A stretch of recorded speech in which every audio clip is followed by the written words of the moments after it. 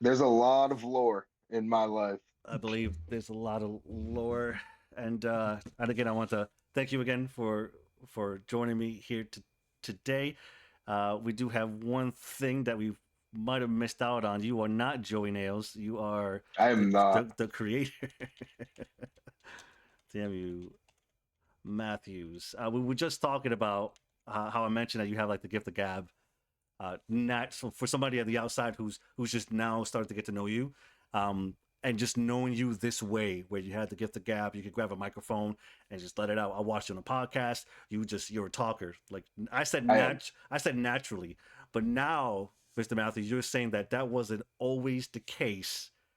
It was not. So the person I am today, the more confident version of myself, the person who can stand in front of a crowd and talk, or stand in front of a camera and talk and just come up with random stuff off the top of my head, really actually didn't start until I was in college.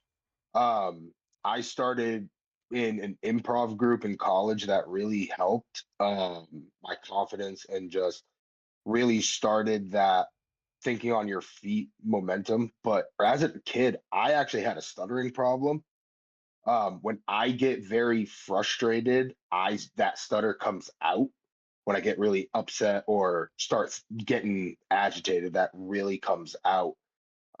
But yeah, it honestly, the confidence I have now is just, it's honestly a newer thing, probably in the last, probably started about 3 to 4 years ago, but really now I would say I'm hitting a stride where it's just a different level of confidence, belief in myself. And a lot of that goes to my family situation. Mm, mm. So yeah, no, it hasn't always Wow. been natural. I used to be a very shy person, reserved person. Um, you wouldn't know that now by seeing me, but it's been a Mm, lot of putting myself in those positions of being uncomfortable to become comfortable. mm. Did you have it already? Where you were better? Were you better before you started wrestling and having that, or did wrestling kind of maybe help you along with that? So the confidence wrestling really helped. Before I got into wrestling, I was a very unhealthy person. I was probably almost 400 pounds. Now my lowest weight I was about 230, 240. I've gained some of that weight back. The 230, 240 was a really unhealthy 230, 240 because I stopped eating. I was in a really dark and unhealthy place. Overall, though, wrestling gave me a new confidence that I didn't have before and helped me believe in me because it made me be healthier. Um, the gift of gab, as you put it, um, it really did start before wrestling. I People have always been drawn to me in a weird way. And I don't know how to explain that because it's oh, you can explain. All right. No, not that I can explain. Is when you say that people were just drawn to you. So Yeah, I was drawn to you. I was drawn to Samuel Matthews when I. It wasn't even when I saw you in the ring having a match. You weren't doing anything physical. You were just talking at the mic, yeah. and I was like, Um, "There's something about this guy." I've I've heard that, and it's always kind of a hard thing because I'm my own worst critic. I'm very critical of myself, and my fiance on a regular basis tells me I don't give myself enough credit because of or where I'm at with certain things. I will be the first to tell you, I am not the most athletically gifted wrestler in the world. I'm not. I'm not. You will never probably see me do a flip in your life, and if it is, it's going to be the ugliest flip in the world. The fact that I can do front rolls, back rolls, and three quarters rolls and not break my neck is a praise Jesus moment. Mm, Um, yeah, yeah. but what I'm able to do is I'm able to tell a story because I've always believed in telling a story. I've been involved in theater, and it kind of goes back to my philosophy of I want to make people forget their real lives for even if 30 seconds, for 30 seconds. If I can make somebody forget about something hard they're going through, then I do my job. I got a question about that. What in those 30 seconds? In those 30 seconds, what are you giving? What are you giving them? a way to forget, a way to maybe, and it can, in my mind, that can vary per person because for one person, I might bring them back to a happier time where they connected in wrestling with somebody, whether it was their parent or something along that line. Just in entertainment, I believe that entertainment is some of the most important things in the world because it allows you to forget. When you're watching a movie, right? Most movies now are 2 hours long, but in that 2 hours, you're so grasped into that form of media, the outside world, your car payment doesn't matter in that moment for that 2 hours. You're not sitting there thinking about your car payment. You're not thinking about the dishes you have to do or anything like that. You're locked into that form of media. So, what what we can be giving those people is different for each and every single person. But the idea is that our goal as entertainers is to help them forget or maybe just realize that life isn't that bad for 30 seconds or a minute. Or if it's a whole wrestling show, an hour, 2 hours, whatever it may be. But as entertainers, we're there to help people forget and to make their lives better in some form or fashion. Hmm. We're there to entertain.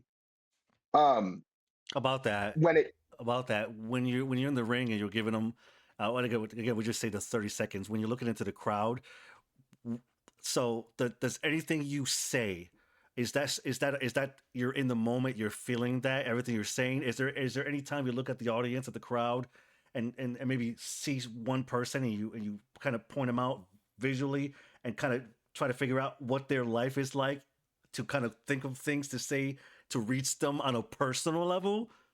sometimes, Yeah. absolutely. There's a prime example of Shivers, that. shivers, man. Um, there's a perfect example of that. So when the Pathway beat the Wild for the tag team titles, okay, it was in Van Buren. We had uh, there's something that happened. I won't peel back the curtain too far, but there was something that happened where I grabbed a steel chair and I was supposed to hit Big Cat with it when he was coming through the ropes. Well, an old lady in the front row ripped the chair out of my hand when I pulled back with it. That wasn't a planned spot or anything. I had gotten her so emotionally invested in what we were doing and in how bad guys the Pathway were that she felt the need to stop another heinous act by us as heels. So now this whole spot's blown up. I have to improvise on my feet. We improvise. I'm pissed. I'm upset. And in the clip, and it is on the Crown of Maine YouTube page, and you can go back and watch this. You watch this whole thing happen. I apologize because I know it's a PG show, but you hear me cuss going around the apron, the around the corner because I was frustrated with the situation. So now let's fast forward. We fast forward to the last Crown of Maine show of last year. We were in no, I can't remember the town. Fort Fairfield. Yes. That was a crazy show because that show almost got canceled. That's a whole nother conversation. Yeah, yeah. I have my thoughts on people's thoughts about that too, and we'll talk about that after this. I'm sure. So we're at the show, work on directly after intermission. I'm standing out in the merch and I see somebody. And I'm about 85% sure I know who this person is. So I check with somebody. Come to find out, it was the woman, and I believe it was either her husband or somebody she was with, were at this show and they were in the front row. I had a promo that I was getting ready to cut, but I had found out that she was in the front row. So I made a point to call her out and to use that to call her out in the promo, being like, I think if I remember correctly, I said something along the lines of, "We don't cheat because we need to. We cheat because we like it," and that even despite someone trying to stop what we are doing, we are so inevitable that we cannot be stopped. And I was pointing at this woman right out. So that made it such a more memorable experience for her, I'm sure. And at the same time, it also just adds more to why people hate but love what we're doing as the pathway, because it's and I, I'm sure everybody has their own opinion. I'm going to toot my own horn here on this. We're doing something that isn't being done in a lot of that isn't being done. We're taking we took a whole concept of just self-help, because and then altered it where it intrigues people because you don't know at the end of the day what the group is capable of, and it builds intrigue. I think one of the coolest things about for like a heel, I think one of the coolest things. I think well, it's the coolest thing, but then at a point it was probably the worst thing that could happen to a heel. But now it is it's an acceptable thing for a heel, and that thing is to be liked by the crowd, right? So I have a hard time with that. I right, really do. it goes um from being I hate this guy's character because I guess I'm supposed to because he's the heel, but creatively this guy is so good at doing this that I have a hard time not showing that I appreciate that. yeah, Does and that I make have a sense? hard time. No, it absolutely does, and I appreciate it from that perspective because I'm one of those people that connect with heels. Hmm. Like, some of my favorite wrestlers of all time are notoriously heel. Randy Orton, Bray Wyatt, Triple H. Like, those guys are notoriously known for their heel work, but are also notoriously loved. And it's hard because there is a following of fans who absolutely love the pathway. Um, and they do follow us, and it's very, from a being a kid who never thought he would get a chance in a wrestling ring, and then 3 years ago taking a chance in a wrestling ring, falling in love with it, realizing I'm not as terrible as I could be, Okay. and Okay. then walking out through that curtain and seeing a sign a fan is holding, even though I'm supposed to be a heel, saying the pathway is the only way. Like, that hits different, and it's one of those things sometimes that's hard to put into words what that means, but at the same time, it's, as a heel, damn it, what do I have to do to get you to hate me just a little bit more? I tell you, man, I have a hard time, and I talk to the guys up here too. I say things like I like being a heel. It's fun to be a heel, but then you get to a point where people like you, right? And that makes it hard for me personally that I'm supposed to be playing this heel, and Yeah. I got these people cheering for me, trying to give me high fives and shit, and I'm like, okay, what can I do? What do I need to do to have these people not like me? And I like the challenge. And in every show, I'm trying something with the crowd, and whether it be a Yeah. little bit extra mic, a little bit more mic time, engage with them a little bit more during my entrance. I try to figure that out all the time. You were talking about, you said 3 years ago, 3 years ago, and I did not know it was that recent that you I were haven't I you I started wrestling. started, yeah, I haven't been wrestling very long. I Mm. started because my ex-wife was working for a company, and her supervisor at the time was Danger Kid. And who is now Daphne DeVille. Yeah. Yeah. Um, and she was working with her and mentioned that I liked wrestling and how I always wanted to try it. And Daphne invited me out to the school, Limitless Dojo at the time, which was in Brewer. Wow. That's a And, that's and already an awesome. That's already an awesome yeah, fact, by the way. I just wanted to mention that. yeah. So now, mind you, I was about 400 pounds at the time. So I remember going and watching a practice. It was a Thursday night. I watched a practice and I fell in love. And I remember going and um going back and going to practices, and I remember pushing myself to the extent that I would collapse in the drill. I would go outside, I would vomit, drink some water, and go back in and keep going. And I was doing this like 2 days a week, and I was in so much pain. I had poles and stuff in places I didn't even know you could get poles. Did you know that you can like there is a muscle in your like hip area that's like connected to your groin area that's this direction that you can pull? I do now. Yeah, I didn't either. I didn't until I pulled it. But when you pull that, any up and down movement or walking or anytime you have to bend, like it, you feel like you're dying. I probably should have took stock out in icy hot because I Wait, what used a happened? lot of it. So what happened? How did you get that injury? Like, what was it you were doing? I couldn't tell you. It could have been something just from like a roll. It could have, but Wow. the thing was that my body was just so out of shape.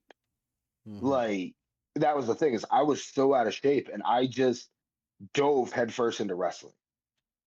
Um, I got a and question right there then about that. So, what would yourself right now say to yourself back then when it comes to the training? You got it in your head back then that you want to do the training. What would yourself now say to yourself then? Tips, tricks, motivation. What would you say? Don't do it, kid. man, Don't do no, no, I it. wouldn't I wouldn't say that at all, honestly. No, I believe it. I That's believe it. a Yeah. that's a really hard question because this has been a very even though it's been 3 years, it's been a very difficult journey. Um, and not from the physical aspects, it's been a lot of the mental aspect. I made a lot of mistakes in areas that I probably shouldn't have. And it's not something I'm going to go heavily into on For sure. here Mhm. because it's very personal. Um, what I will say is I would tell myself to have realistic expectations of what wrestling is for a 35-year-old man who has beaten his body to death already. I I made wrestling a priority probably when it shouldn't have been a priority. I had dreams and aspirations that, hey, maybe if I did something crazy, exciting, different enough that I would get seen by the WWE, AEW, something like that, get a big contract, go on, not have to worry about money anymore. In the process, though, I lost my love for wrestling. I really did. I not for watching wrestling, but for being a professional wrestler. And that's something that not a lot of people know. Mm. For a good year, I would say. And it was probably from end of 24 to I want to say June, July of 25. I really just fell out of love with being a professional wrestler because all of my thoughts and stuff were in the wrong direction. Everything in my mind had to be perfect. My presentation had to be perfect. I had to have the perfect, everything needed to be perfect, from my talking cadence to, does the entrance music and the movement in my entrance symbolize enough of what I want it to symbolize? Everything became a chore. It really did. And my fiance will sit there and tell you as well that there was many nights where, well, what do you think about these pants? Is this like enough of a cult leader style pant? Am I, or does that not make enough sense for me to do in the ring? Like if I want to do my Samoan drop, does that make enough sense for me as this kind of wrestler to do that if I want to portray this? Like it became too much because I was trying to be the perfect wrestler instead of enjoying But and why loving would that wrestling. be? Why would that have been? Why would okay? I know some things were going on. You were saying, but how would it? Why would you get yourself like that so early on? Right? Like how? Why did you end up that way so early on? You said 3 years, right? How are you? Yeah, How are you going through that already? Like that's tough on be, yourself to think like that because so early on. because it is because I'm a perfectionist in a lot of ways, and when I fall in love with something, I devote everything into it, and I want it to be everything that I want it to be. But not only that, I have a lot of people in my life that I don't want to let down, who believed in me when I didn't believe in myself. And sometimes in my own head, I need to be perfect. Mm. So that means that in my mind, I have to do everything with purpose, everything with the right way. Without those learning curves, I don't give myself enough grace a lot of times.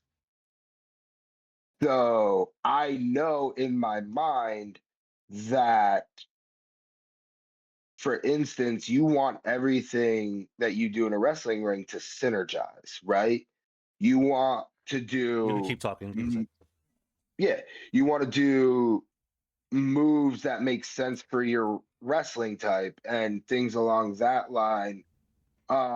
You don't want, it doesn't necessarily make sense for a 400-pound man to do a leapfrog per se. Um, so I just put a lot of pressure on myself from the get-go, and a lot of it was because of what I had going on in my life. So it was almost like a drowning myself to just forget. Um, but a lot of it was also because I had these crazy aspirations of where my career could possibly go. And I knew that I had a very short window because of my age. So Okay. Okay. I get it. I Yeah. almost became obsessed. Yeah. Um, Try to make up for time. You think? yeah, yeah, Really? a lot of it was make up for time. A lot of it was bury my head because I had a lot of bad things going on in my life. Mhm.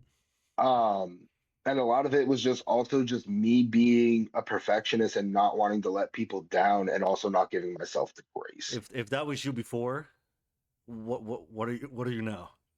What's the Um, difference, and where are we at now mentally when it comes to wrestling and your way you move out of the entrance and shit? Where are we at now? I I probably have an unpopular opinion, and I don't know if this might affect bookings down the line, and it very well could. And I'll be honest about that, but I love wrestling. I do. And I love what professional wrestling gives to people. And I've also know that not everybody, and the majority of people, aren't going to make it to the WWE. They're not going to make it to NXT. They're not going to make it to Ring of Honor, MLW. They're not going to make it to AEW. That is not an unpopular opinion. Oh, it This is gets more more. aggressive. All right, let's hear it. There's more to it. There's a popular opinion that if you aren't striving to make it to those places, what are you doing?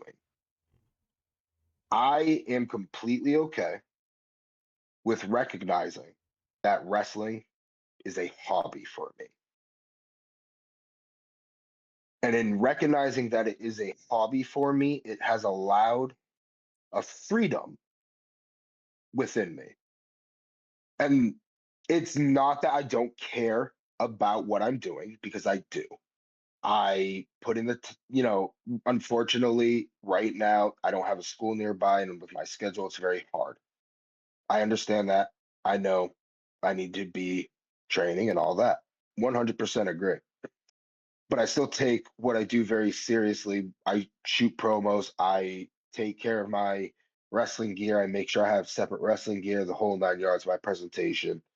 Um, it may not be the way I present myself may not be to some people's standards. I have had some people tell me that I need to get a certain style of wrestling gear because they don't like that I wear a pair of Nikes, a pair of dress slacks, and my Pathway shirt.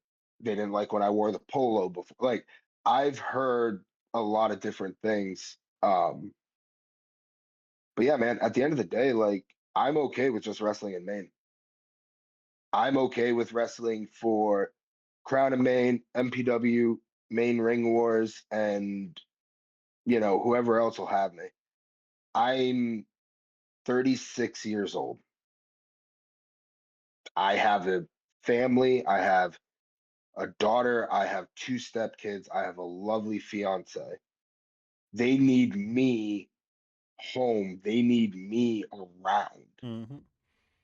Mm-hmm. They need me to be a part of their lives. And I can't do that if I'm on the road every single weekend till leaving at 7 o'clock in the morning to travel 7 hours for a wrestling show and then turning around and getting home at 2, 3 o'clock in the morning. Was there ever a time where you thought that yes, maybe that was your goal, right? Was to Yeah. do possibly Yeah.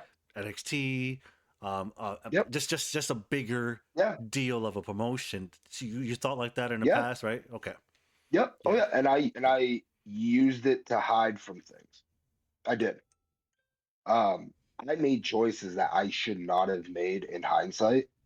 And I have to live with those choices. And, you know, it was involved with wrestling and my family.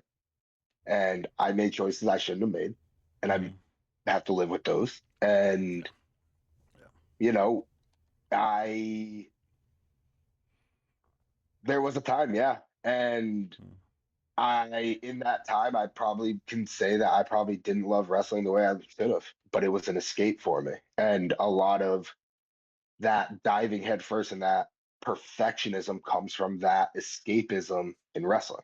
Did you ever, and I want to answer my own question first, but I'm gonna say it so you know what's coming. Did you have a mentor in the business? Now for me, um I was 20, this is 20 years ago, almost, well, 20, about 18, 19 years ago, 18, 19 years ago, where I started wrestling in IWE with Eric, Yep. doing trainings down there and trying to make as many shows as I possibly can. I'm 21, 22, um, early 20s, early 20s. And already I have a child, right? Already Yep. now I have a child. Now I have work. Now I have, so I would never able to make it down there as often as I wish I could. But at the same token, every time that I made those shows, it wasn't like I had a mentor. I literally went in there like by myself. I would bring some trainings, but Yep. by myself. Got booked with Eric, talking with Eric, but there, green as hell, just fucking green, bro. And no one wanted to like see, like no one saw potential, I guess, because no one tried to help me Yep. through, and nobody tried to give me some tips. One person, Jason Rumble gave me some tips after a match. He saw me, but that was after I busted my ass in that match. It wasn't just Right. before. Like, he saw me work first, and maybe he saw something and gave me a little bit of Sure. tips and tricks. And but aside of that, man, I was just looked at as a body in the ring. As I got older, I Yeah. realized I may have been a free body, but I really wanted to take it serious and I really wanted to do more and more for main wrestling, but I'd never had a mentor to guide me. Did you have a mentor during your time when you first So started? yeah, so the first thing I'll say to what you said, what year do you, if you don't mind me asking, roughly was that? I mean, you mentioned Jason Rumble, so it was quite a few, you That know. that is going to be 6, 7, 8, about 2008, between 2008 2010. Yeah. So I can say, from my understanding, the wrestling scene from that period for new trainees versus now was completely different from when you broke in versus when I broke in. Yep, it is. I I had the absolute golden pleasure and great opportunity to have the Limitless Dojo at my disposal with Randy Carver. Um, I had the I, the best trainers that I could have asked for in Aiden Agro, Eric Johnson, Daphne DeVille, and Alexander Lee. Um, Out of those, I would probably say my closest connection and who um, probably really, oh, sorry about that, finger slip. That probably really took me under their wing would be Alexander Lee. Mm. Um, and it's because I probably just connected with him more so because the style that I wanted to wrestle fit more with the style that he wanted to wrestle. And that he was known for wrestling. We're both bruisers. Both brawlers. If you want to watch a fun match, it's hectic, it's violent. Watch Ring Wars. Um, I think it was six when me and Alexander Lee wrestled. It was violent. We beat the I absolute don't have the crap out of each DVD, so I other. can't watch it. Damn it, Eric.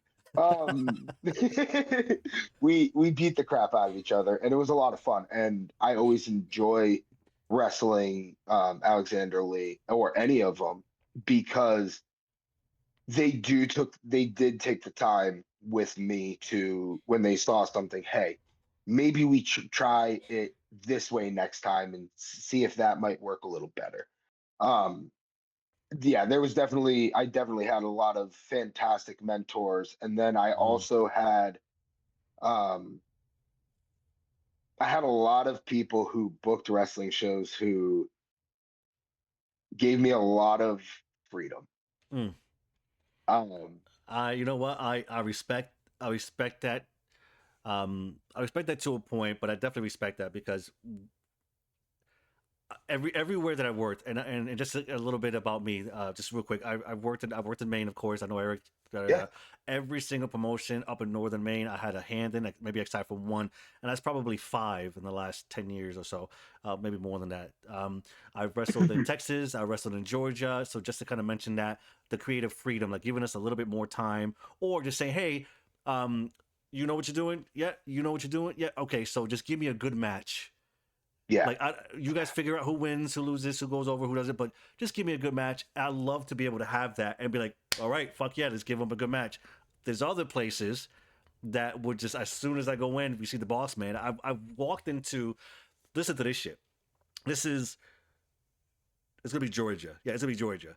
We go into this, we drive it almost into the middle of fucking nowhere. First of all right. It's like a big old warehouse, nothing in it. So if you imagine, my goodness, I don't know if you're familiar with Prescott. We have a forum. Um, you've been to the Coliseum, I guess.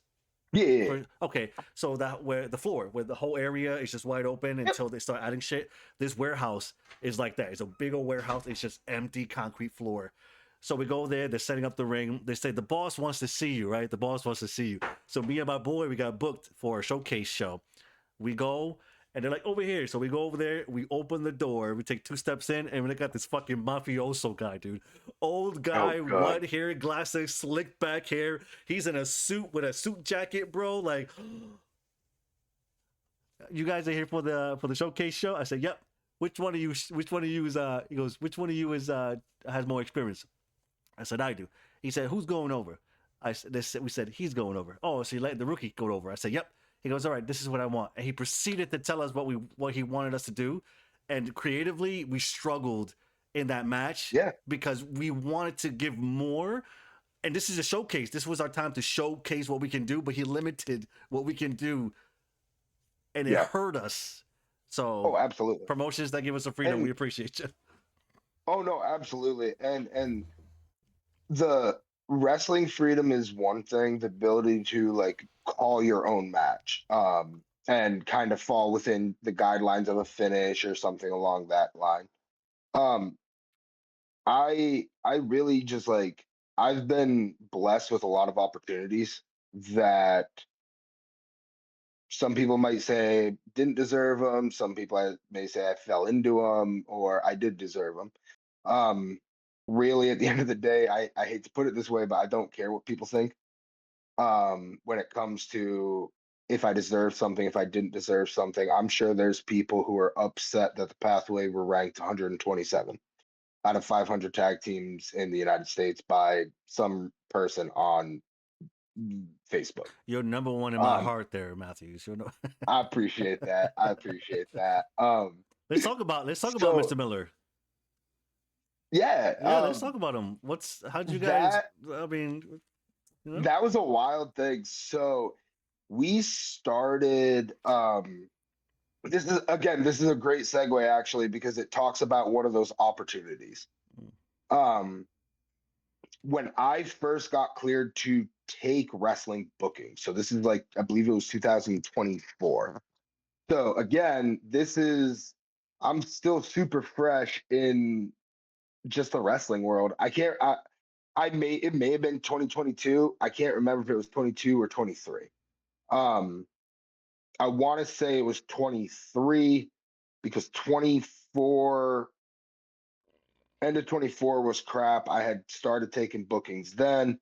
25 was last year. So yeah, it was 2024 or 20 end of 23. Anyway, regardless. Um I ended up somebody bowed out of a match and it was for Ryan Colson for the Battle in the Dome. I don't know if you're familiar with that. familiar. Yeah, so Larry reached out to me, and I believe it was because the night before was my debut, I believe, if I remember correctly, in Callis. Um, but Lee Miller's partner, they needed somebody to tag with Lee Miller. I was asked if I would tag with Lee Miller, and then I found out that our opponents was Blade Bandit and Tony Atlas. So in like my second ever match, Surprise! I'm wrestling Tony Surprise! Atlas, Wow. and there was just chaos in this match because for some reason there was a uh, I don't know the politically correct term, but there was a midget boogeyman. Oh, gotcha. Yeah, yeah. Okay, don't worry about it. I don't know. I don't know Okay, what's correct to say there was either. a So little boogeyman. a micro. Okay, yeah, and he ended up having a kendo stick at one point. The referee didn't count the fall, even though my shoulder never came up. Little Boogie ended up swinging the kendo stick, hitting Lee Miller, hitting me. In my second, it was wild. This match is on YouTube. It's wild. I think I might have seen it because I remember the little boogie. So Yeah, dude, it was wild. So then that led to because Lee was also training at the dojo, it led to Randy putting us together in our first tag team match, like actual tag team match against Donkey Boy Bandit and Jake Hess in I think it was 2024. Yeah, I think it was March or where April. for who were you guys working? It was Let's Wrestle, and it Oh, was okay, in okay. Fairfield. It was in Fairfield, Maine, and we were going as Vicious Intent as the time at the time. So we weren't even a cult. So we were Vicious Intent, It's and before you found we enlightenment. right exactly. Um, and that was an interesting story on how the Colt gimmick all came about to be as well. So that ended up is how Lee and I started tagging, and we've been tagging ever since now. Tell me, tell me about Lee. What do you want to know? I mean, how is he? How is he? Like you know him in ring, you know him out of ring. What would you Yeah, say about Lee Miller for somebody who doesn't know him? Lee Miller is loves wrestling, and Lee Miller is very passionate about wrestling. And one of the things that always cracks me up about Lee Miller, and he'll probably, I don't know how he'll react to this, but it'll make me laugh, is the fact that anytime he's at a wrestling show, that man does not crack a smile. He is 100% in character all the time. And my favorite thing to do is to break him and make him laugh when he doesn't want to laugh, as that is one of my favorite things to always do to people, because I come out Thank with you. wild things at Thank you. wild different points in time. Thank you. I see, and I'm glad I asked that question for you to answer that for us, for those who don't know Lee Miller. But you described him exactly as I know him at the shows. Doesn't crack Yep. a smile. It's just I mean, he's not rude or he doesn't. He's just there. He's just he's locked into, Yeah. he's thinking about what We he's can't even doing. talk to him. You know what I'm saying? Nope. Without feeling like, damn, does this guy not talk? Does he? Is there an issue? Is there a problem? It cracks me up, and it amplifies as we get closer to showtime, and it just cracks me up because I have to keep him light. I have to keep him light, and I have to keep him laughing and guessing, and he's probably gonna get mad at me maybe for breaking this out in this podcast, but I enjoy it. I enjoy what we're building. And I want to go back to creative freedom a little bit because I want to talk about Crown of Maine. I really do. And this goes to why I wanted to also be on this podcast. When I first came up to Crown of Maine, like I had mentioned earlier, I wrestled Alan Prophet as a babyface. I gave Crown of Maine, in my opinion, probably one of my worst matches of all time at that point in time. Now I have to go watch it. And it was a very simple match. Looking at it structurally, I don't think there's necessarily anything wrong with the match. Mentally, from a professional standpoint, as well as a human being standpoint, I wasn't there. And if you've watched any of my work and you watch that match, you will immediately notice that something is off. So, and the reason why this was at the height of a lot of emotional things in my life. This was the beginning of my divorce. This was, and you guys had brought me up to work, and I felt so terrible about that match. I still owe Prophet a actual match because I've always wanted to wrestle Prophet, and we gave a good match, but I want to give a match with Prophet that I can be proud of because I know we could put on a killer match. But you guys still brought me back for the tag titles. You guys believed in me. You guys gave me creative freedom. You guys give me a microphone. You guys believe in my ideas. You listen to my ideas. And for that, I'll forever be grateful for Crown of Maine. I really will. And I care very deeply for Crown of Maine. I want to see you guys succeed. And I want to see Crown of Maine succeed. And just want to throw out there. Just want to throw out there. I appreciate that you just said that. That's home. I do want to give a shout out to Vaughn because he was running Crown of Maine Wrestling. He's still here with us. He hasn't gone anywhere, so he's going to continue on with us. Of course, we know Mike and Amanda, the owners, and so I just want to give a quick shout out to Vaughn for booking and having you come up. But we've continued to appreciate and enjoy your work. So hence why we still got to keep it going. I appreciate it, and it does truly mean a lot. I sometimes say I'm loyal to a fault. Um, but my loyalty does run deep when it's there. And like I said, you guys have always treated me well. You guys have given me a place to sometimes in some other organizations, and especially I don't know how to put this without coming off maybe a little disparaged, but there's some promotions who are focused on TV presentation, and there's different levels to pro wrestling. Let's be real. Mhm. Okay. Yeah. You have different promotions that have different levels that people pay to see. You have a limitless wrestling promotion who people are going to pay top dollars because they expect to see top stars. Right. Great. And then you have an MLW where you expect to see a different set of stars, almost like a next level or something along that line. Yep. AEW, WWE, like you probably aren't going to necessarily see a consistency of a WWE guy or an AEW guy in a Crown of Main ring simply because the budget isn't there, right?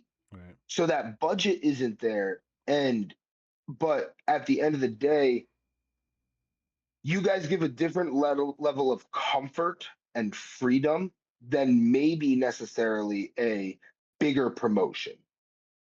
And that's not a slander. And please do not take it in any way like that, because it's not.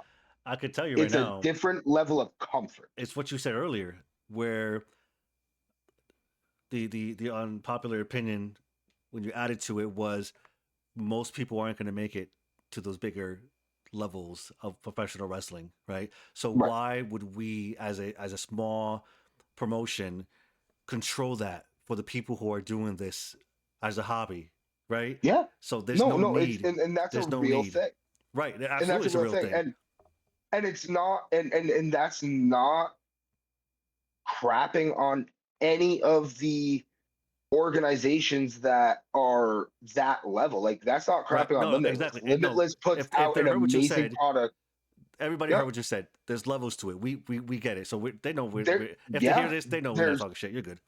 there's 100% levels to it. And if people don't recognize, and this is again one of my unpopular opinions, I don't think enough people in the wrestling world recognize that there's levels to this. You think they're all the same? You think that they think it's all No, the same? I think some people do. I think that some people believe that just because they put a certain amount of time in, that they're owed a certain something. But that's Hmm. ludicrous in my opinion. Hmm. I don't care if you've put 7 years. I don't care if you've put 15 years. I don't care if you've put 10 years, 1 year. There are some wrestlers who have put 1 year into training who are better than wrestlers who've put 15 years in. Hmm. It's just the way it is. Because they There's learned how to levels. slow down. Yeah. And they might just have that it factor. They might just have something about them. They might have caught lightning in a bottle and is just running with it. You ever see someone like that? I, there's a lot of people I've seen like that Yeah. who I like. I remember when Randy first booked Gabby in a limitless or in a Let's Wrestle ring in Brewer, Maine, in the indoor yard sale. And now she just got done challenging Donovan Dijak for the Limitless Wrestling Championship a year, 2 years later.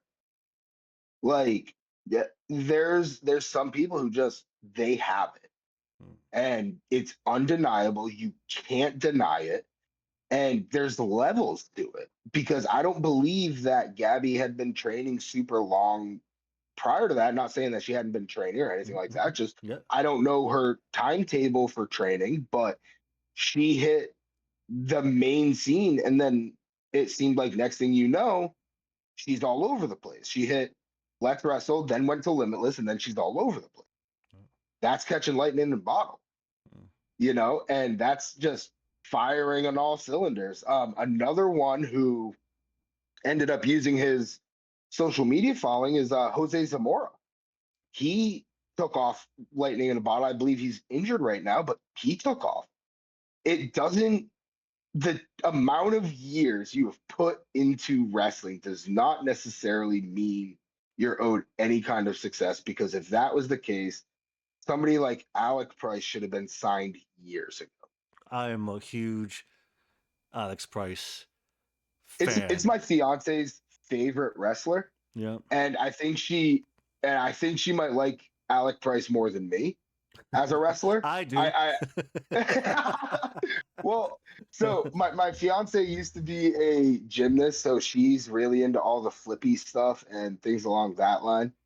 She loves Alec. Alec is one of the most genuine, nicest human beings I've ever met. I don't like that he's in But a tag team. I As a love the busted fan, in the brain. as a I hear you fan though. of Alec Price, man, just let him go, guys. I Just hear you, let him dude. go. Um, but that's what I mean is there's levels to it. Yeah. And I'm okay with recognizing that. I'm confident enough in myself to be able to recognize that. And How I do you? think it would help a lot of people just in general in the wrestling world, because it seems like a lot of people are unhappy in the wrestling world. Um, I think it Uh, would just help them kind of just accept some stuff. how does someone get to like you said, that's where catching lightning in a bottle, this is where, how does somebody go from working, so the way I break down promotions is big promotions, AEW, WWE, Yeah. TNA, TNA, New Japan, big, um Yep. MLW, GCW, fucking Beyond Wrestling, those are independent wrestling. And then I say small promotions, right? Yep. We are in a small promotion. Again, levels to this shit. People Yep. look at this Levels to differently. this thing. But Yep. how do you think someone gets from the small promotion to the independent promotions like that? Just God, I wish I knew. right? I, Isn't that I crazy? wish I knew. There's Holy there's shit. there's not a blueprint. There's not. Mm. Um, and I think that was one of the things that um drove me crazy when I was really like looking when I was talking about that perfectionist when I lost that love is there wasn't a blueprint, and it was driving me insane because there was no, if I do X, Y happens, and I'm a little bit closer to Z. Instead, if I do X, then Y may happen, but C could happen as well, which would then put me closer to Q, but I want to be at Z. Okay. No, that's the exact point. It's like Yeah, yeah. there's not any sort of formula. Hmm. There's not, No, because no. if there was a formula, then we would be able to copy it, and we would be able to go where we wanted to aim for. I think I know the answer. I think I know the formula. Okay. I think I have the formula. So the formula, I think, is effort. It's effort. When people take time into their craft, and this is what we were talking about earlier. We're like, there's some Okay. people who that's their goal. They work hard to it. A lot of people, that most of them are not gonna hit those levels, but there are those few that are putting their everything into their craft, right? So I think that's what it is putting effort, right? So really taking getting, not just getting gear, but getting customizable, Yeah, good looking gear. I can see that. Training, still going to trainings, being crisp in their craft, putting together, it's your self business now, so that you're putting together your media kit, you're reaching out to promotions. That's effort. It's all effort, right? Oh, So they're absolutely. gonna take a bunch of shitty bookings up until they might do a seminar with some with a name, and they want to work. That person's like, you look like you can work. I'll work with you this show, and then just build from there. And that's all effort. It's all effort. Okay. So I'm playing devil's advocate. I'm gonna play devil's advocate because this is what I do. If you've watched the per sessions, you know Gotcha, this is what I do. gotcha. So is it, if effort is the formula, then why hasn't a guy like Alexander Hammerstein or Hammerstein, I can't remember how to, Yeah. It was why Hammerstone. Hammerstone, that's it. Why hasn't he been signed to a huge promotion? He's missing something. There's Okay. effort. There's lack of effort somewhere. Okay. Because Or for those who don't know, this or guy's jack like a fucking house, yeah, but can move, yep. right? Or does it come down to, in my opinion, the intangible factor that can't be taught of connection? Let me connection. You can't teach connection. And there's a level of connection that you have to have as a professional wrestler. But then there's that different level, because if it was about effort, then that can be replicated. You can replicate effort. You can't replicate heart. You can't fake heart. And you can't fake intangibles that you can't teach. You can't teach somebody to connect to people. You just can't. You either can connect with people or you aren't able to connect with people. Now, there's different variants that you can connect with people. I think that's what Hammerstone is missing, to be honest. Connecting. It more than likely. and that's not a slam against him, but so for instance, do you ever have anybody come up to you and just like randomly start talking to you at the grocery store? Yep. Yep. How do you want that to happen?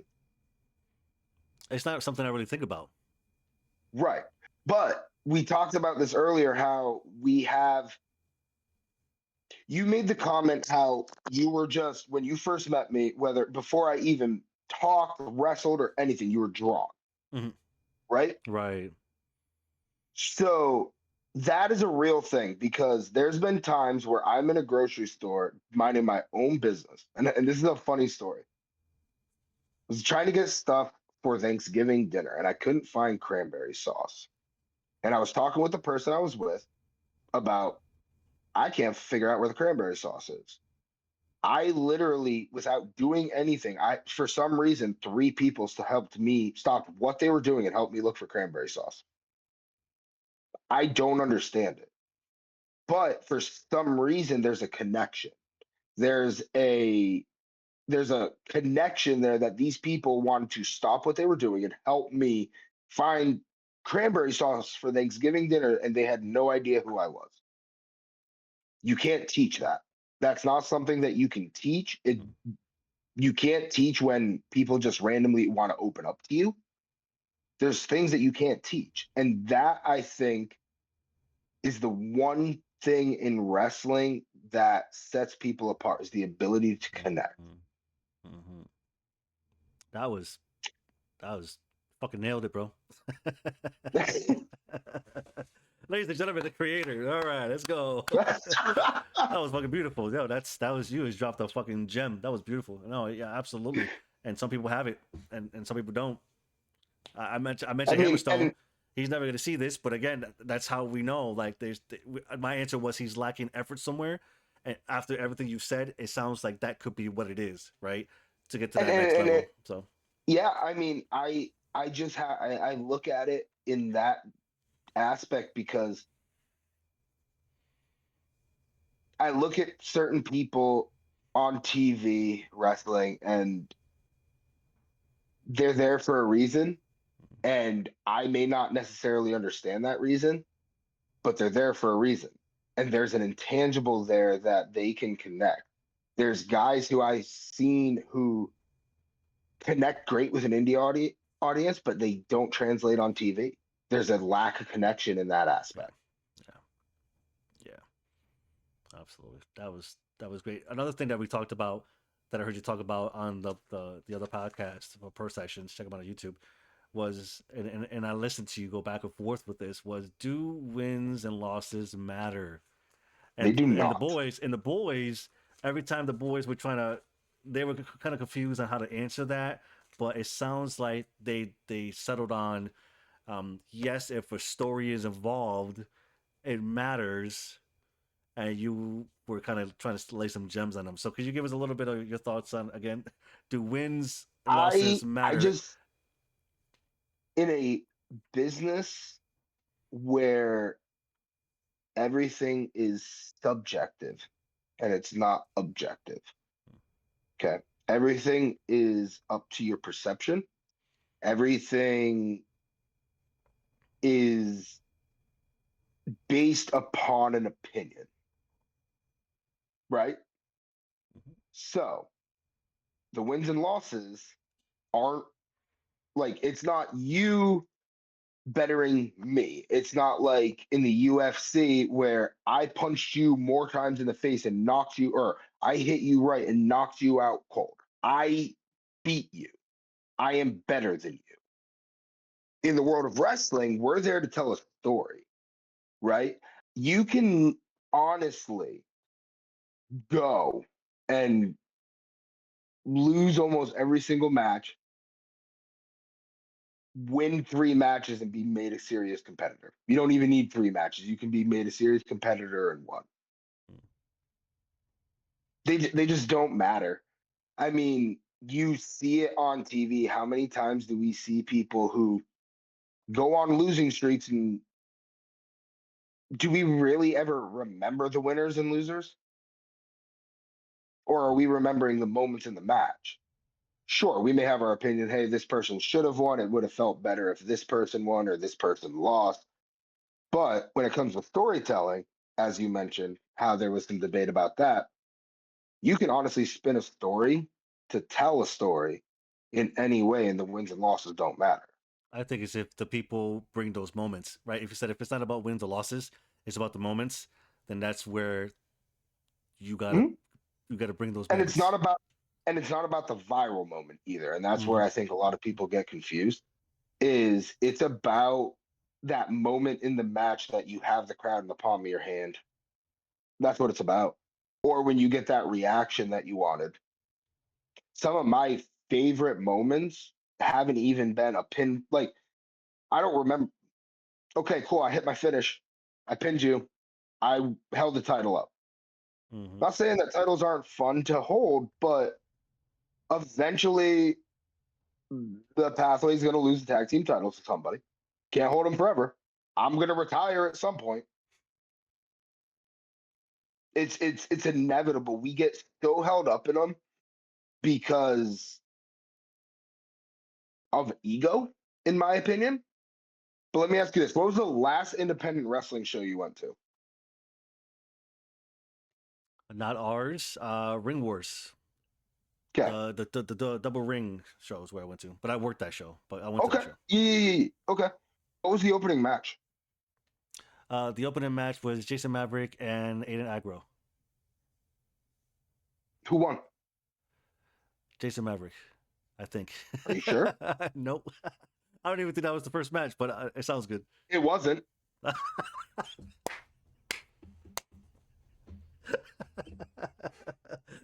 Yeah, I know.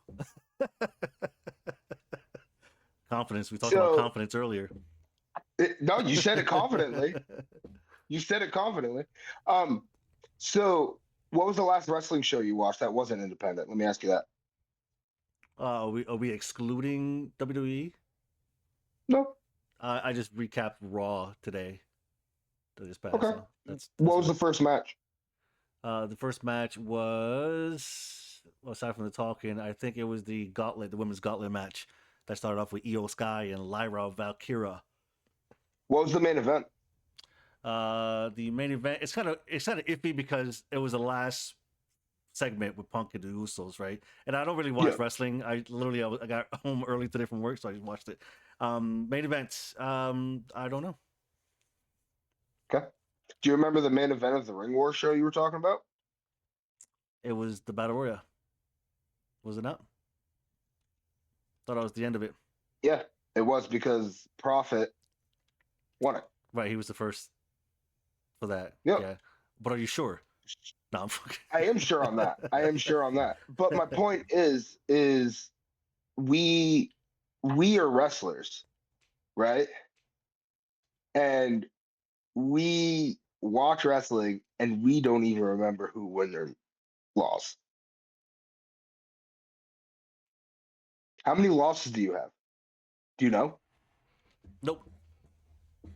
How many wins? I don't know. Who was your last match against? My last match, I was in a match against Tyler Big Cat Yeah, Adams. I remember that match. No. Do you think that people are going to remember who won that or the moments in that match more? Good moments. Yeah, as moments. So, one of the things that absolutely stood out for me in that match, I don't remember who won. Mm. I'll be honest with you. I honestly don't. But one of the things I remember was Big Cat dancing and then sliding out of the ring and slapping the shit out of your chest. Mm-hmm. It was a moment that I remember. Thinking back to like some of my favorite matches that on shows that I've been a part of or even just watched, it's moments that I remember. Like I took my fiance to a Limitless Wrestling show, and this is when she fell in love with Alec. Aiden Agro was a heel, and I don't even remember what the match was, but somehow it broke down. Aiden Agro was right next to us in a chair, and Alec came running down the aisle and kicked him square in the face. This is after security pulled him out. He ran over a security guard, Alec did, to get back to the ring. So it wasn't even the match that I remember necessarily, but it was the moment built around the match and the implications. Now, I feel like implications are huge, but the wins and losses necessarily don't matter if the story's right. I think we're gonna have a hard time. That's one of the things that I think about on this side of things now, because I've worked again for a while, and in one way or the other in the state. But this will be the first year that I'm a little bit more behind the scenes than I am in front of Yep. it. So having those conversations with people and try to have them trust the process um, is going to be quite interesting this year going forward. But I think but we're different. We got a whole team, and it's you hear about it. But So so that's here's the a fun little ditty, to have and that I'll give you conversation. some. Oh yeah, I'll give you some words of wisdom, and I'll tell you why there's some words of wisdom. So for, geez, this is this is dating myself as well as giving some peeling the curtain back on Samuel Matthews a little bit. Since I was 15 years old, I have been involved in what's called uh, e-fetting, which is online role-playing wrestling, I'm laughing which is because me and yeah. Mike, the owner, we did that when we were back in the day, so that's cool. So this is all been text-based. Yep, You write your promos out, yep, and then somebody writes out your match yep, based on your promo, who yep. won or And lost. then you read your match. Yep. So I've done that. I did that, and I'm still involved technically Hmm. for since I've been 15 years old. I've Wow. booked these shows Hmm. and booked for probably I think it was like 5 years. So you deal with personalities when you're booking. People get very angry. And I'm sure it's no different doing an online wrestling fed booking that versus booking a on or a real show dealing with people. You just don't have real money at stake in Hmm. an online, you know. Um, but stick to your vision, listen, because some people do have good ideas and they may be able to don't get locked into your ideas. Be Hmm. have wiggle room. But at the same time, you guys know your vision and what you want Crown and Main to be. And don't let anybody change. Don't try to become something you guys are not Mm-hmm. Mm-hmm. because Amen. somebody else wants you to. Amen. That's my biggest thing, man, is and that also goes to who I am as a wrestler, who I am as a person, is just man, don't let people change you just to try to make someone else Right. happy. Right. No, that's yeah. But so far it seems like we're on the right track. Everyone's happy for the most That's right. part. But looking forward to getting you back up here for the shows coming up this year up in the north. I'm excited. And I do want to thank you for taking time today to hang out Absolutely, my friend. today to have this conversation. Like I told Joey Nail, as I said, it's early enough in the year that we'll definitely have you back on the show Absolutely. here. Let me know. Again, I don't like to do like socials and stuff like that. But how about some words, some helpful words for those in the business who may just be starting in the business, those Yeah. who might be popping off a little bit or just nervous, just a little something for the people. Yeah. Um, Probably my biggest form of advice is you are going to be told for new wrestlers is you are going to be told a lot of things from a lot of people. You are going to get very confused. And I say that in the most caring way because you'll have one person tell you this is how you do a wrist lock. Then you'll have another person tell you, well, this is how you do a wrist lock. Find what works for you, listen, be respectful. That's probably the biggest thing is be respectful. You will take some advice, you will leave some advice, but always when you are listening, always be humble and be attentive and give the person that's trying to help the time of day. You don't have to apply it, but listen because you never know what gem of information you could be getting and you never know where that could be coming from. Bam. That is the creator, Sammy Matthews. That's I'm right. Lewis, and this has been the Beyond the Crown podcast.